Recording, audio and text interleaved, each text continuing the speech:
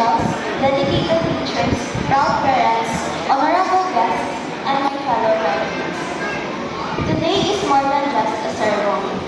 It is a moment of reflection, gratitude, and unity. As I am standing here today, I realize that this achievement is not mine alone. It is a story. A story shaped by challenges, sacrifices, and by the people who stood beside me every step of the way. It is not easy being a student athlete, and many people would say it's just stress. All you do is sit and do. But for me, it was never just a game. Chess taught me something deeper, something that goes beyond the board. It taught me that every move matters, that every decision carries consequences, that one wrong move can change the entire outcome.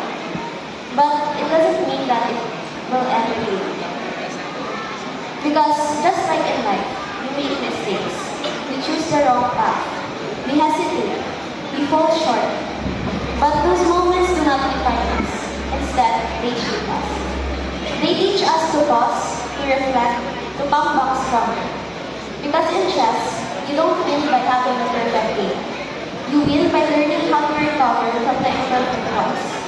And that's what life is about. Life is about not avoiding mistakes, but growing through them.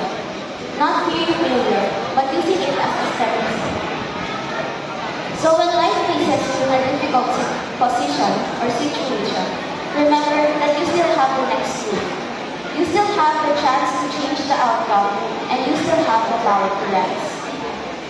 To our teachers, I'd like to say thank you for your patience and understanding, especially during the times we had to step outside the classroom to learn our roots. Thank you for allowing us to pursue not only academic excellence, but also the passions that shape who we are today. You supported us not just as students, but as individuals. And I would like to express my heartfelt gratitude, especially to Chair Garrison. Thank you for treating me as your own. Your care makes school feel like home. To Chair Christy, Chair King, and Sir Bonnie, thank you for guiding me and my groupmates in planning and defending our research.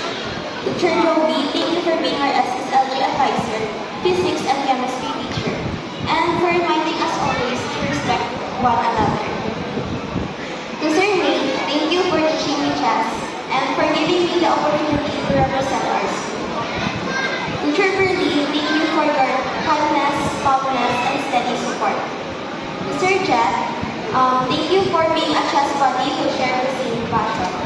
To Sir Brian, thank you for allowing me to practice in the computer lab before tournaments. To Pastor Joanne, thank you for helping me understand God's grace. To Chair Grace and to all our teachers, thank you for everything. Because of you, we learned that education is not just about knowledge. It is about becoming. To my classmates, thank you for being part of this journey. One that we never walked alone.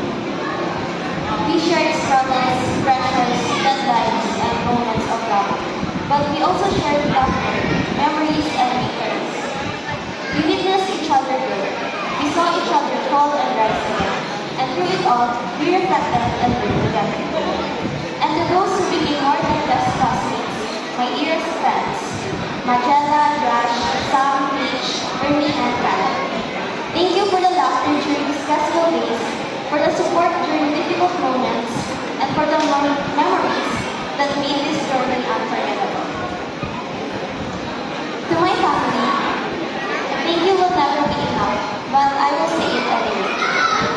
To my mom, thank you for being my inspiration, for your endless love, for always being present in the most important moments of my life, even when things are difficult. To my dad, thank you for your support. I know you work hard, and I understand that everything you do is for you. To my sister, my birthday queen, thank you for your quiet support, for the small things like paying for my parcels when I'm at school, and for growing up with me. And most of all, I thank God. Because above everything else, I know that none of this would have been possible without you. There were moments when I felt tired, lost, and uncertain. Times when the weight of expectations and responsibilities felt too heavy to carry. And there were moments when I doubted myself and when fear and uncertainty made me question my own ability. But even in those moments, he never left. He was the constant when everything else felt uncertain. He guided me when I could not see the way forward, placing the right people, the right opportunities, and the right lessons exactly where I needed them the most.